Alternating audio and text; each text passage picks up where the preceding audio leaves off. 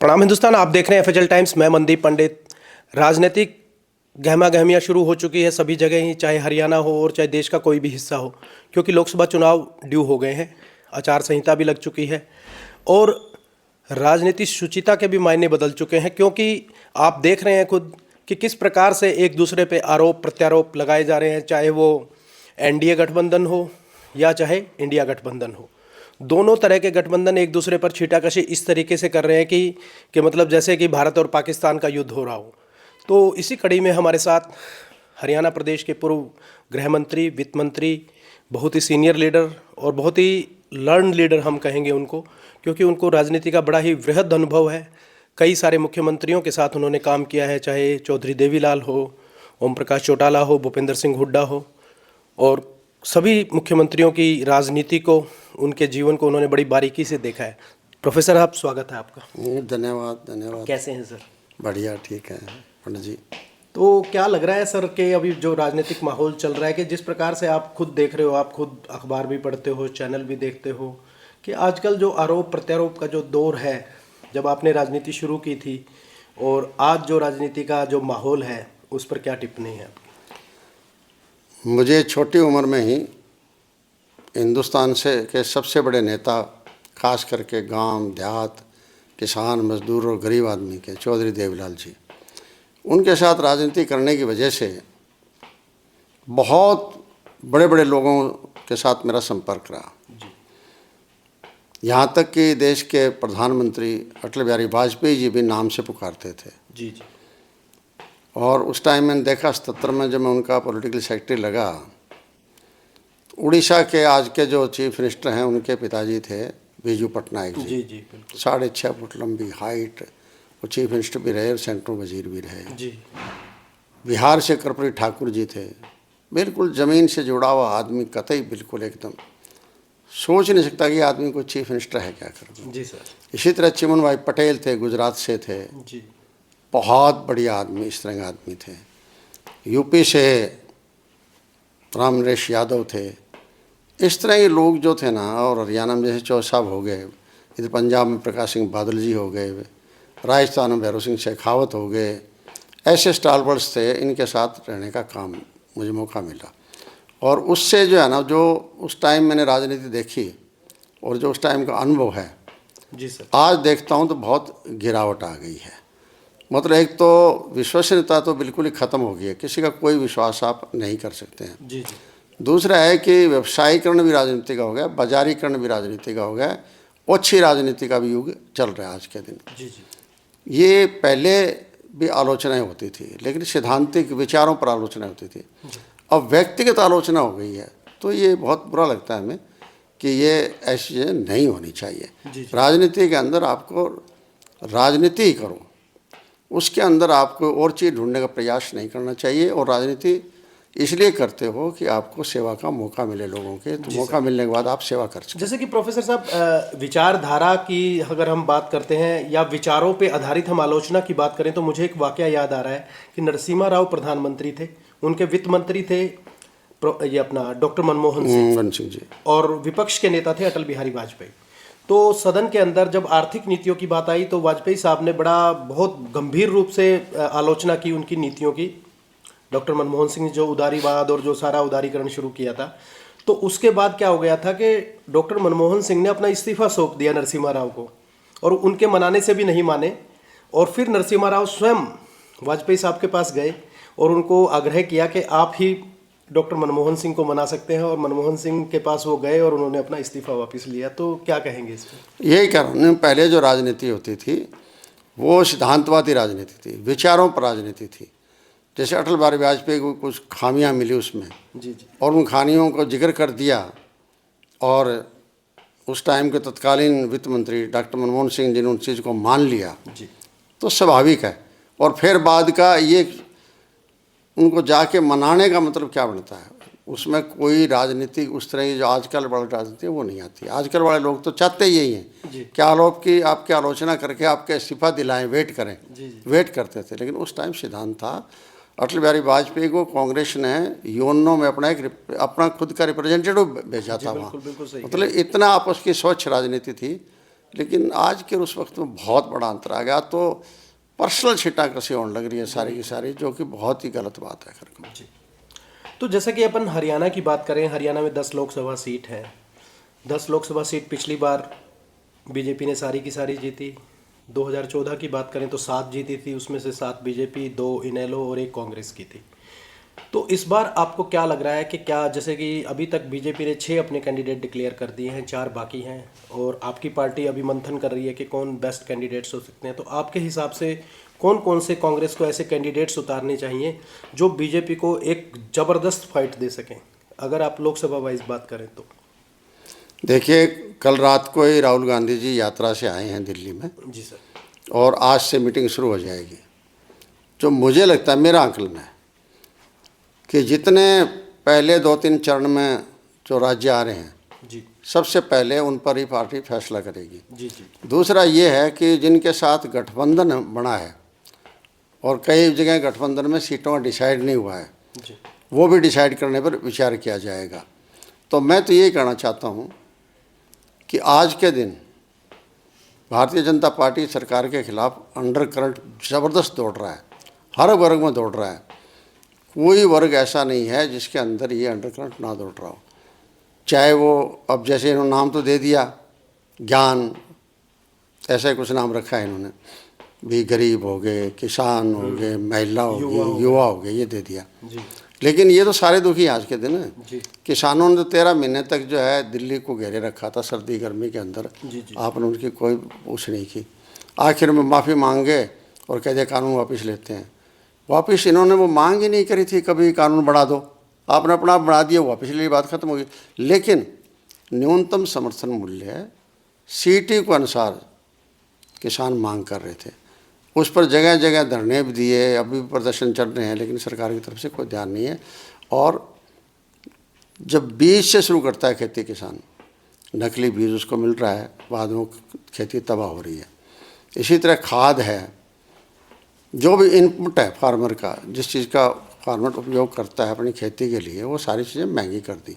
खाद का कट्टा 50 रुपये 50 किलो का होता था। जी जी 50 से पहले इन्होंने किया 45, अब कर दिया 40।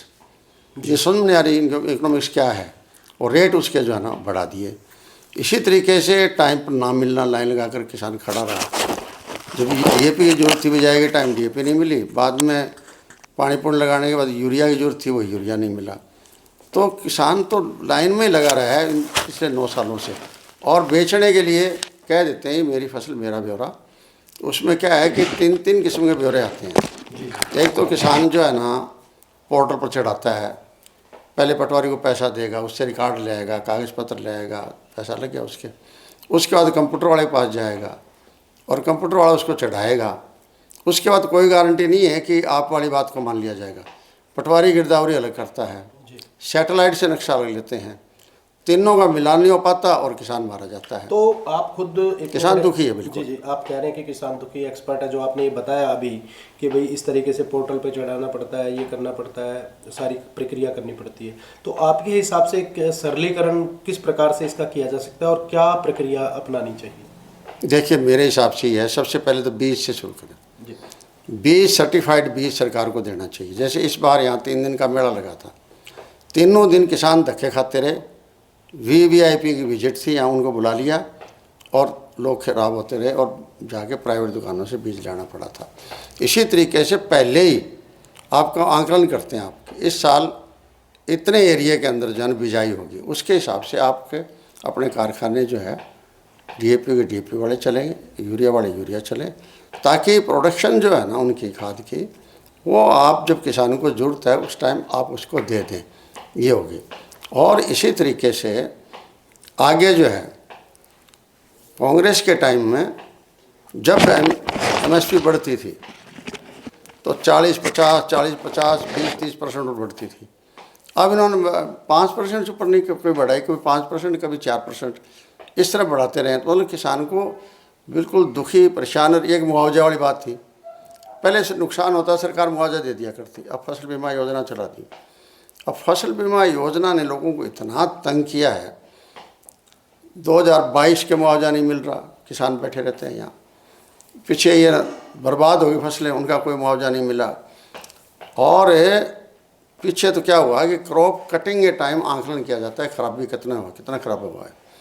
तो वो आंकलन करते टाइम देखा है खराबा ज़्यादा हो गया, तो प्रीमियम ही वापस कर दिया किसान का, मतलब बीमा कैंसिल। अगर ये किसान से जो किस्त ले रहे हैं, स्टेट गवर्नमेंट पैसा दे रही है, सेंट्रल गवर्नमेंट पैसा दे रही है, सारा वो मिला लें तो कंपनियों की कमाई तो खत्म हो जाएगी, लेकिन किसान को फायदा हो जाएगा।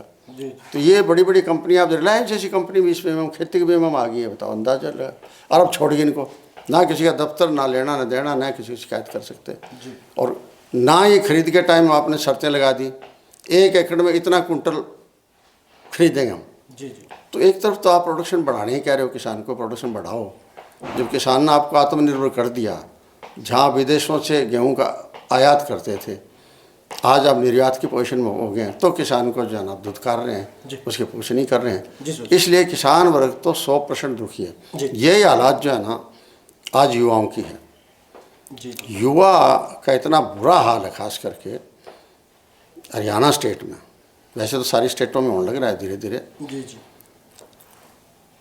पहली बात तो टेस्ट लेते हैं, अब इन्होंने पता नहीं कहाँ से सीख लिया, प्राइवेट कंपनियां टेस्ट कर लेती हैं, और टेस्ट सिर्फ जीटी रोड पर होते हैं। हमारे यहाँ नहीं होते, हिसार में नहीं होते, जजर में नहीं होते, रोहतक में नहीं होते, जींद में, सरसा में, फतेहाबाद में, यहाँ कहीं नहीं होते, कैथल में। पंचकुला, अम्बाड़ा,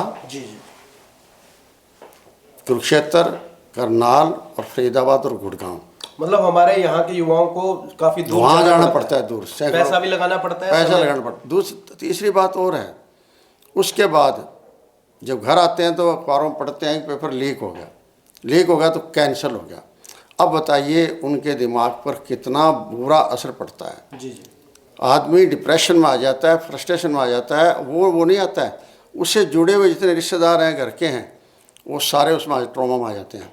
यही हालत इन्होंने यूपी में की। 48 लाख बच्चों ने इम्तहान दिया था, और 48 लाख बच्चों का जो पेपर लीक हुआ तो सारा का वो कैंसिल कर दिया। अब बताओ उस परिवारों में क्या बीतेगा। जैसा कि आप कह रहे हैं प्रोफेसर साहब के युवा भी परेशान हैं, महिलाएं भी परेशान हैं, किसान भी परेशान हैं, तो मेरा सवाल आपसे ये है कि क्या आपको ये नहीं लगता कि जो इतनी सारी परेशानियां हैं, उन परेशानियों को मद्देनज़र रखते हुए कांग्रेस पार्टी, जो कि मुख्य विपक्षी दल है, उसको बड़े अग्रेसिव वे में जनता के बीच में आना चाहिए, चाहे वो धरने प्रदर्शन हो, चाहे ज्ञापन सौंपना हो, चाहे कुछ भी हो, चाहे कुछ भी करना पड़े, क्योंकि आप 10 साल से सत्ता से बाहर हैं, तो आप अपनी नीतियों को तभी लागू करवा सकते हैं जब आप सत्ता में आएंगे दोबारा। लेकिन हमें ये लगता है कि एज अ जर्नलिस्ट मैंने भी महसूस किया, मैं देखता हूँ कि जिस प्रभावी ढंग से विपक्ष का रोल कांग्रेस को अदा करना चाहिए वो नहीं कर पा रही है। आप क्या कहेंगे? कर तो रहे हैं विरोध, लेकिन अलग अलग तरीके से कर रहे हैं जी। और उसकी सबसे बड़ी जो उसमें कमी मैं कहता हूँ, स्वीकार करते हुए मुझे कोई दिक्कत नहीं है, जी। संगठन न होने की वजह से ये चीज़ें महसूस होती हैं। जिस पार्टी के पास इतनी बड़ी पार्टी है, राष्ट्रीय पार्टी है, सबसे पुरानी पार्टी है जी, और देश के लिए इतने इतने काम किए हैं, आज चाहे देश के प्रधानमंत्री कुछ भी कहें, लेकिन हिंदुस्तान का नक्शा जो बदला था वो कांग्रेस पार्टी नहीं बदला था। चाहे वो एजुकेशन सिस्टम था, चाहे इंडस्ट्रियल सिस्टम था, चाहे इंफ्रास्ट्रक्चर का सिस्टम था, चाहे डिप्लोमेसी का था, दूसरे देश का संबंध रखने की बातें थी, ये सारी की सारी नींव जो है ना पंडित जवाहरलाल नेहरू ने, श्रीमती इंदिरा गांधी जी ने रखी थी। हाँ, लेकिन अब जब बात ये आ गई संगठन की, कि तो संगठन न होने की वजह से ये दिक्कतें आ रही है, और मुझे लगता है कि इस चुनाव के बाद पार्टी कुछ न कुछ इस लाइन पर काम करेगी, क्योंकि संगठन होना बहुत ज़रूरी है कि इशू उठाने के लिए संगठन जरूरी है। अब तो ठीक है, व्यक्तिगत तौर पर मीटिंग भी करते रहते हैं, व्यक्तिगत तौर तो अपनी आवाज़ भी उठाते रहते हैं, अकेला इस चीज़ की नहीं है। आप देखेंगे अकेला में जैसे कि युवा में भी तो हरियाणा प्रदेश का नाम तो सबसे ज़्यादा खिलाड़ियों में रहा है जी, और खिलाड़ियों का बेड़ा गर्क कर दिया। अब कितने दिन तक हमारी बेटियां जो है जंतर मंतर पर धरना दिए बैठ रही, उनकी एक बात को नहीं सुना गया, और उस आदमी को, जो क्रिमिनल आदमी था, जो दोषी आदमी था, उसको अपने खाक में लिए ये फिर रहे थे। इसी तरीके से अपराध इतने ज़बरदस्त बढ़ रहे हैं, रोज़ाना गोलियां चल रही है, फिरौतियाँ मांगी जा रही है, अपहरण हो रहा है, कत्ल हो रहे हैं, बलात्कार हो रहे हैं, इतना बुरा हाल हो गया है। हरियाणा जैसे अपराध से ग्रस्त होगी, खास करके साइबर क्राइम इतने बढ़ गए हैं सबसे ज़्यादा नंबर 1 पर गुजरात है, नंबर 2 पर हरियाणा प्रदेश है। तो इस तरह की चीज़ें जो है ना, इससे लोग बहुत ज़्यादा दुखी और परेशान जो है ना, जो एजुकेशन सिस्टम, हेल्थ सिस्टम, सबका बेड़ा करके रख दिया। मैं तो कहता हूँ यही हूँ कि प्राइमरी स्कूल से लेकर यूनिवर्सिटी तक पोस्टें जो है ना आधी से ज़्यादा खाली पड़ी है। अब टीचर नहीं होंगे तो बच्चे नहीं आएंगे, बच्चे नहीं आएंगे तो स्कूल को बंद कर दो। सैकड़ों स्कूल बंद कर दिए। कॉलेजों में प्रोफेसर नहीं है, एक्सटेंशन पर कॉन्ट्रैक्ट पर आप रखते हैं। पटवारी 8-8 गांव में एक पटवारी है, 7-7 गांव के अंदर एक पंचायत सेक्रेटरी है, हर जगह। और थानों में कई बार तो अकेला मुंशी मिलता है। तो ये जो लोग भर्तियां ना करना और ये टेस्ट पेपर कैंसिल होना, इससे अकेला युवा पर ही नहीं है, सारे समाज पर जो है ना, इसका असर बहुत बुरा पड़ रहा है। और भ्रष्टाचार इतना बढ़ गया है कि सख्ताई के नाम पर जो पहले 500 रुपये कोई लेता था तो उसके 5,000 रुपये लेता है। आदमी इतने दुखी हैं। और रिक्रूटमेंट बोर्ड के दफ्तर में 2.5, 3 करोड़ रुपए कैश मिलना क्या दिखाता है। और उस टाइम में जो सीक्रेट ब्रांच में लगे हुए थे, कॉन्फिडेंशियल ब्रांच जो होती है, उसमें कॉन्ट्रैक्ट पर रखे हुए मुलाजिमों लगा रखा था। रेगुलर भी तो हैं, उनकी ड्यूटी नहीं लगाई। इसका मतलब मैं अगर हेड हूँ तो मैंने ही लगाए हैं ना, तो जिम्मेदारी मेरी होनी चाहिए। इन्होंने सस्पेंड भी कर दिया उसको कई दिन, फिर बाद में बहाल कर दिया। तो इस तरह की चीज़ें जो है ना, इससे लोग बहुत दुखी है। इतना ज़बरदस्त मतलब लोगों के अंदर एक गुस्सा है, एक किस्म का अंडर करंट है। क्योंकि वो प्रदर्शन जब से हो तो चलो उसमें प्रकट कर देते हैं। अब तो लोग चुनाव में ही जो है ना इस चीज़ का बदला लेना चाहेंगे। और मुझे लगता है कि 100% बदलाव होगा। एक राजनीतिक क्वेश्चन है आपसे कि आजकल जो राजनेता है, चाहे वो स्थानीय स्तर के हों, प्रदेश स्तर के हों या राष्ट्रीय स्तर के हों, ऐसे दल बदल कर रहे हैं कि जैसे हर रोज़ हम कपड़े बदलते हैं। उसके ताज़ा तरीन उदाहरण है, हरियाणा की राजनीति में बहुत बड़े राजनीतिज्ञ हैं चौधरी बीरेंद्र सिंह, उनके पुत्र बृजेंद्र सिंह। पहले कांग्रेस में थे, फिर बीजेपी में गए और गठबंधन तोड़ने के नाम पे उन्होंने फिर कांग्रेस ज्वाइन कर ली। जबकि दुष्यंत चौटाला बोले कि भाई 2 दिन तो इंतज़ार कर लेते, गठबंधन तो टूटने ही वाला था, आप तो पहले ही चले गए मैदान छोड़कर। इसी तरीके का एक और पिता पुत्र की जोड़ी हमारे निकटवर्ती है, राजस्थान का संसदीय क्षेत्र है चूरू, राम सिंह कस्वां और राहुल कस्वां। बीजेपी पार्टी से 4 बार सांसद भी रहे हैं राम सिंह कस्वां। उनकी माता हैं जो राहुल कस्वां की माता और राम सिंह कस्वां की धर्मपत्नी, वो एमएलए भी रही बीजेपी से। पिछले 2 बार से सांसद वो हैं।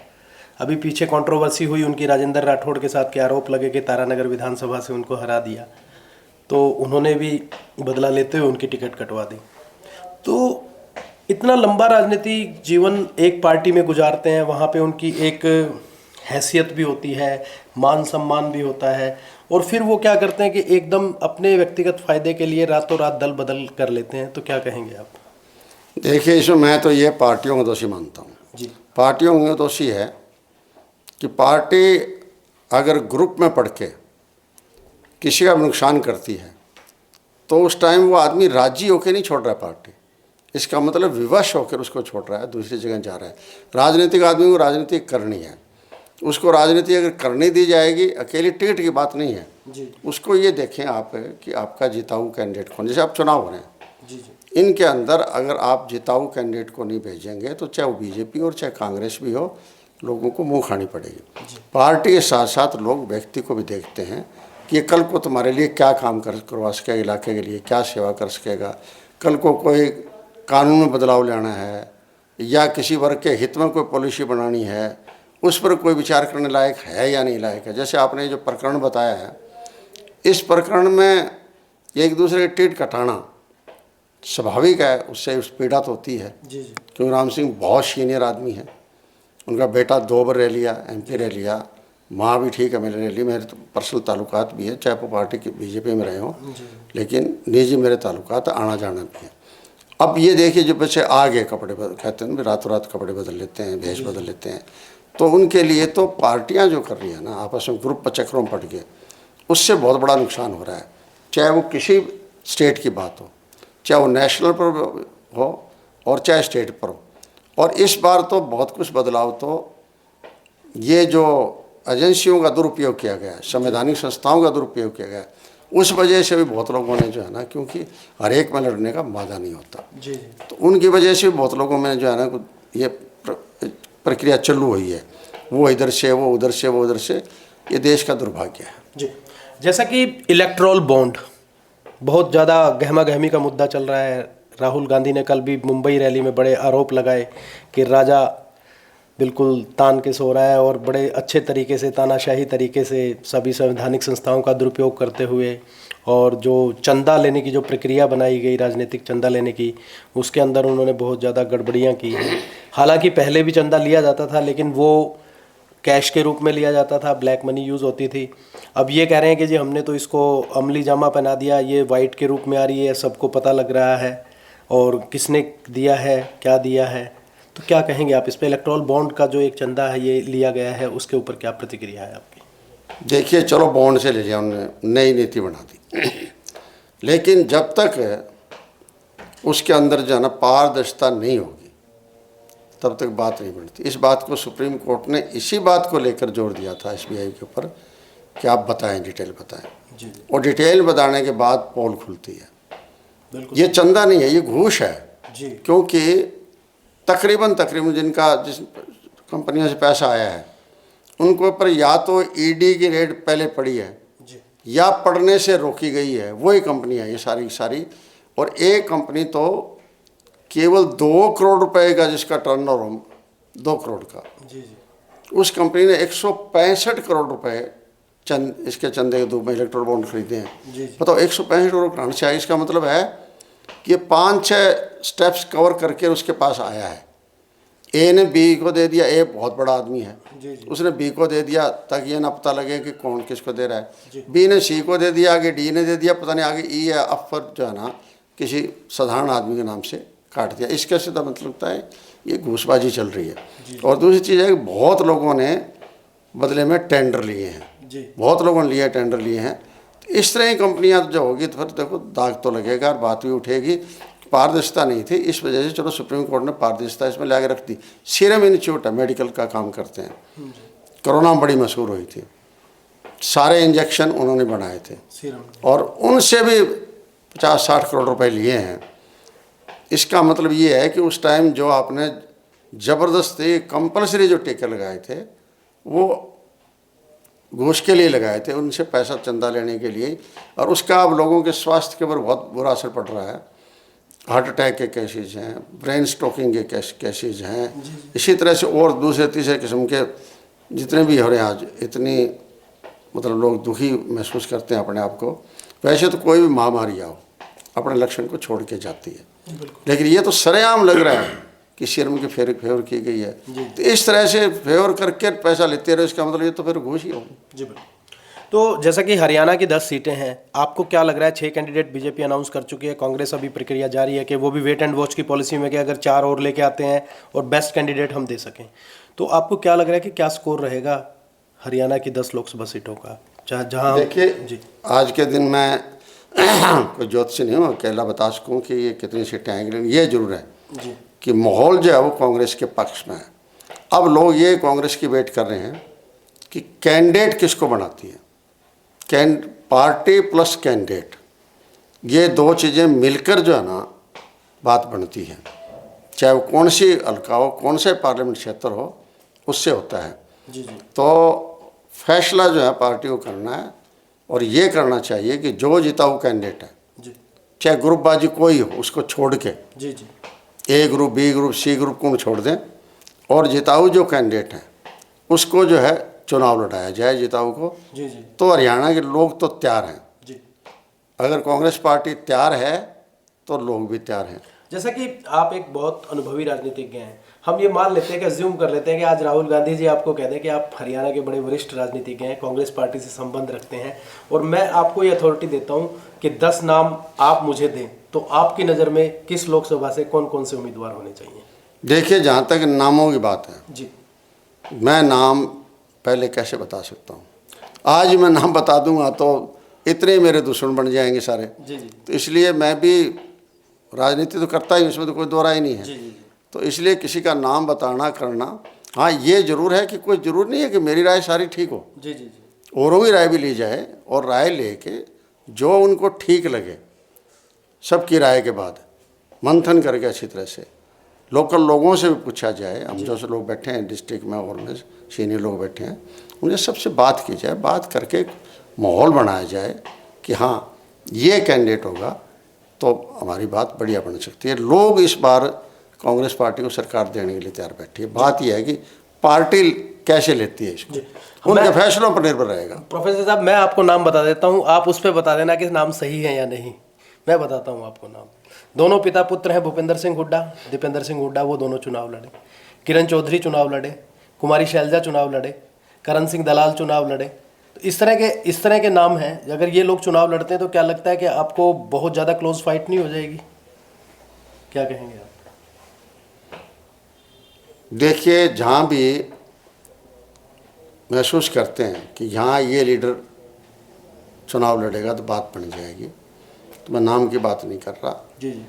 वहाँ से देखा जाए कि अकेला कौन कितना बड़ा है ये नहीं है जी जी। कि क्या वो जीत सकता है क्या वहाँ से। अगर जिताऊ नहीं है, चाहे वो कितने बड़ा नेता हो, तो उनसे कोई फ़ायदा नहीं है। जी जी। और बहुत नाम आपने छोड़ भी दिए सीनियर हाँ लोगों हाँ के। बिल्कुल है, रणदीप तो सुरजेवाला भी है उसमें, और भी हैं लोग। और भी हैं, आपके पड़ोस में बैठा है उसको भी छोड़ दिया आपने। बिल्कुल, आप तो है ही। तो बिल्कुल है। मैं यहाँ की बात नहीं करी है, मैंने और सीटों की बात की है प्रोफेसर साहब। मैंने मैं तो हिसार की बात नहीं यही कह रहा हूँ कि ठीक है, मैं वही बता रहा हूँ कि बड़ा छोटा कुछ नहीं होता, टाइम बड़ा छोटा होता है। जी जी। जिसके पक्ष में माहौल दिखता है वो पता लग जाता है लोगों को। इसलिए पार्टी को जनता के मतलब जो है ना उपेक्षा ना करे, अपेक्षा के हिसाब से जो है ना सीट देंगे तो 70% कांग्रेस पार्टी का इस बार हक में माहौल है। हम कितनी भी सीट जीत सकती है, नंबर का मैं कोई भविष्यवाणी नहीं कर सकता, लेकिन अच्छी सीट देने के लिए लोग तैयार बैठे हैं, क्योंकि दुखी हैं लोग, बहुत ज़्यादा दुखी हैं। तो जिस प्रकार से आप बता रहे हैं कि कांग्रेस के फेवर में अच्छी सीटें आ सकती हैं, तो आपके हिसाब से तो मुझे ये लग रहा है कि सेंटर में गठबंधन की सरकार बनेगी। ऐसे हालात तो लग रहे हैं, जिस तरह के हालात लग रहे हैं ना, उससे लगता है, क्योंकि कांग्रेस पार्टी सबसे पुरानी पार्टी और राष्ट्रीय पार्टी है। देश के प्रधानमंत्री का और बीजेपी का विशेष करके निशाना कांग्रेस ही रहती है। जी जी। हर जगह कहीं न कहीं किसी को डरा के, किसी को लोभ देके, किसी को कुछ, रोजाना दो चार आदमी को तोड़ा जा रहा है। जी जी। वो इसलिए तोड़ा जा रहा है कि लोगों के अंदर एक ऐसी भावना फैल जाए। बीजेपी का एक सबसे बड़ा जो कानून है, ये कई बार देखा गया है कि लोगों को दिमाग को कमज़ोर कर देती है। जी जी। प्रचार कर पिछली बार जो 75 पार करके जो राजनीतिक पार्टियां थी, विशेष करके तो कांग्रेस ही थी, और कांग्रेस को इतना दबा दिया, इतनी कांग्रेस डिप्रेशन में आ गई कि ग्रुप वाइज सीटें जो है ना कोटा बना लिया और ले ली। जैसे भाई 7 सीटें एक ग्रुप ने ले ली हिसार में, 3 सीटें दूसरे ग्रुप ने ले ली फतेहाबाद में, और दोनों ही 10 की 10 सीटें आ रहे। बिल्कुल ठीक। अगर ये ग्रुपबाजी में ना पढ़ के जी जी। और जिताऊ कैंडिडेट के को देते हैं तो पिछली बार भी सरकार कांग्रेस की आती, लेकिन कांग्रेस को अंदाजा ही नहीं था। कांग्रेस तो ये सोच रही 14-15 सीटें आएगी, इसलिए वो जो है ना कोटा फेंक दिया। इसमें सारे कसूरवार हैं, ऊपर के नेता जो हैं, कोई एक गुट की बात नहीं है, सारे के सारे दिमागी तौर पर कमज़ोर हो चुके थे। मैं तो ये कह रहा हूँ कि अब ये 400 पार का मोदी जी ने नारा दिया है, इससे दिमाग पर कोई असर नहीं आना चाहिए। जी जी। अगर ये 400 पार होते तो ये रोजाना एक सीट के लिए क्यों मारे फिरते हैं, क्यों तोड़ते हैं आदमी। वो कह रहे हैं कि हम तो माइक्रो वर्किंग कर रहे हैं कि कोई भी सीट हमारी, मतलब जो हम कह रहे हैं वो आए, हम माइक्रो लेवल पे। हाँ, यही माइक्रो लेवल है आपका, कि आदमियों को तोड़ने का, पॉलिटिकल लोगों को तोड़ने का। जनता का तो सहयोग नहीं ले रहे ना, जी जी। पॉलिटिकल लोगों को तोड़ रहे हैं।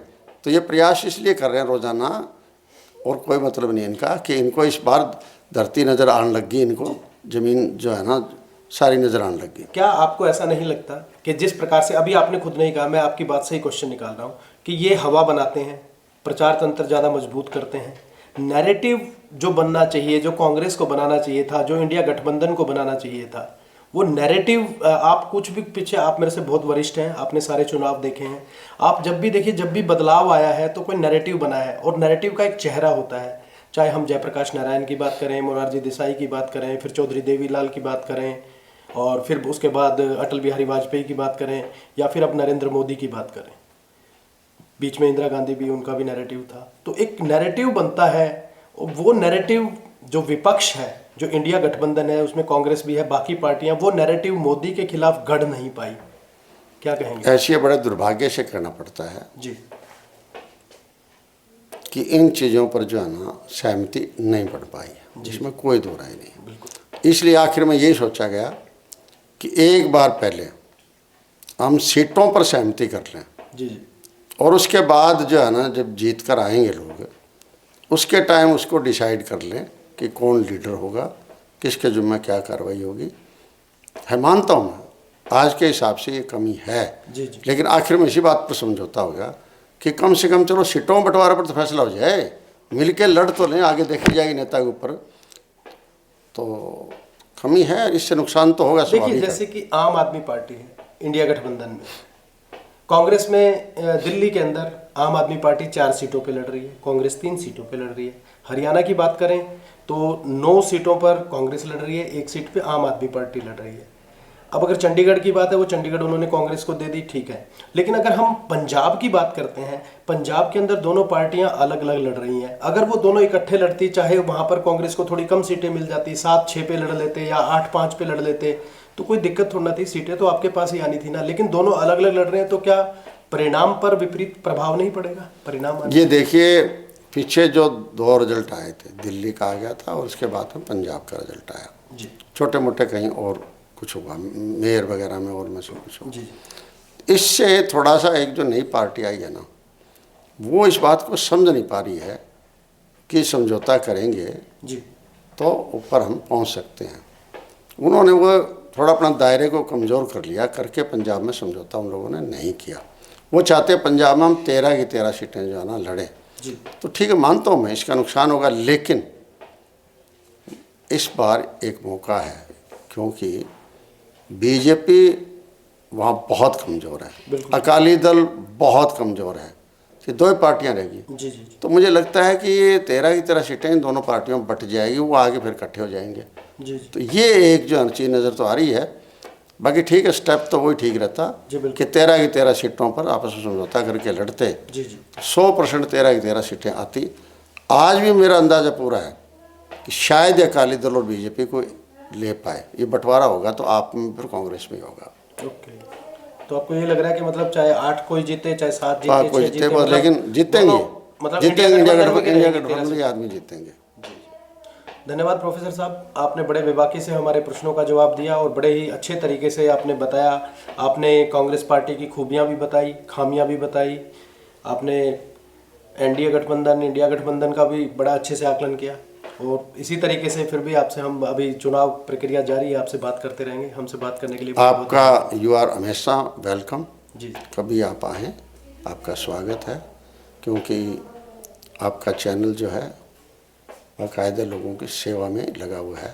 आपका कोई बिजनेस पॉइंट नहीं है, आप जनता तक लोगों की बात पहुंचाना चाहते हैं, तो बहुत अच्छी बात है। बहुत बहुत धन्यवाद आपका। Thank you sir.